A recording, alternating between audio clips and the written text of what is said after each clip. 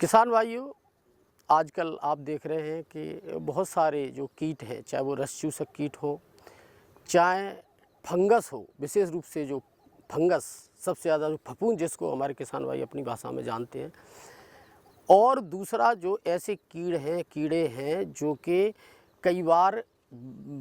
अब छोटी अवस्था में वो कीड़ों के रूप में होते हैं, बाद में वो फ्लाई के रूप में परिवर्तित हो जाते हैं, मक्खियाँ बन जाती हैं। ऐसे बहुत सारे जो कीट हैं, उन कीटों को कंट्रोल करने के लिए हम जब किसी भी दवाई का प्रयोग करते हैं तो हमारे किसान भाई क्या करते हैं, 3-4 दवाइयाँ बाज़ार से लाते हैं, उनको मिक्स कर देते हैं, और मिक्स करने के पश्चात जो कीट है, जो दवाई है, वो किसी काम की नहीं रहती, क्योंकि बहुत सारे वो केमिकल है और अपना प्रभाव कम कर देते हैं। ये ट्राइकोडर्मा विरिडी एक ऐसा बायो एजेंट, ऐसा जैविक है जिसका उपयोग आप बीज उपचार में कर सकते हो। 2.5 ग्राम मात्रा आप 1 किलो बीज के लिए पर्याप्त है। यदि आप इससे बीज को शोधन कर देते हैं तो आपके बीज, जो आप मिट्टी में पहुंचने वाला जो हमारा बीज है, वो बीज सुरक्षित हो जाता है, टीकाकरण जैसा हो जाता है। दूसरी बात करते हैं, हम भूमि के शोधन की बात कर लेते हैं कि भूमि का शोधन कैसे। जब भूमि का शोधन करते हैं तो ये क्या करते हैं, इसकी 2.5 किलोग्राम मात्रा इसकी लेके और 500 ग्राम गोबर में मिला देते हैं। जब गोबर में मिला के आप इसको रख देते हैं, गोबर में मिला दीजिए, गोबर में मिला के आप रख दीजिए 2-3 दिन, और इसको एक बोरे से ढक दीजिए।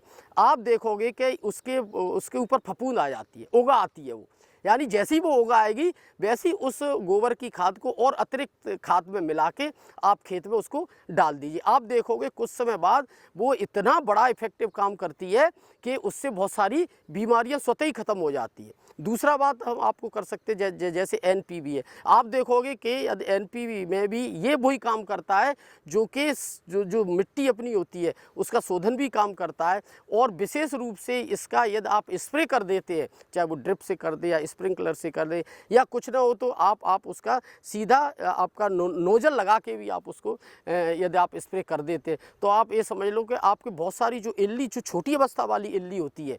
उस इल्ली में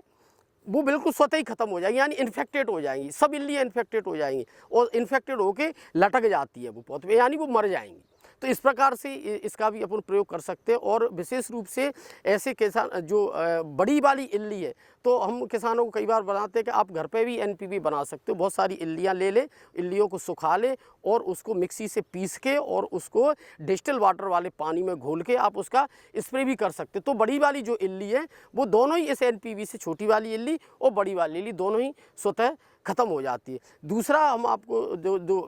मेटाराइजियम है, ये मेटाराइजियम एक ऐसा जैविक कीटनाशक है, अभी तक बहुत कम, यानी कम से कम 2% किसान हैं, विशेष रूप से जो सब्जी उत्पादक जो किसान है, वो इसका प्रयोग ज़्यादा से ज़्यादा कर रहे हैं। कि मेटाराइजियम का भी सबसे अच्छा ये है कि आप उसको जड़ों को घोलक के रूप में भी काम कर सकता है, मिट्टी के शोधन का भी काम करता है। इसका सबसे बड़ा इम्पोर्टेंट एक काम और होता है, वो हम किसान भाइयों को बताना चाहते हैं कि जब हमारा किसान भाई की जब मिट्टी है और उस मिट्टी की उर्वरा शक्ति एकदम बिल्कुल ख़त्म हो गई हो, ऐसी मिट्टियों में मेटाराइजियम होता है, उसको हम गोबर में मिलवा देते हैं और गोबर में मिलवा के हम उस गोबर का स्प्रे करवा देते हैं, गोबर को छिड़कवा देते हैं और फिर उसके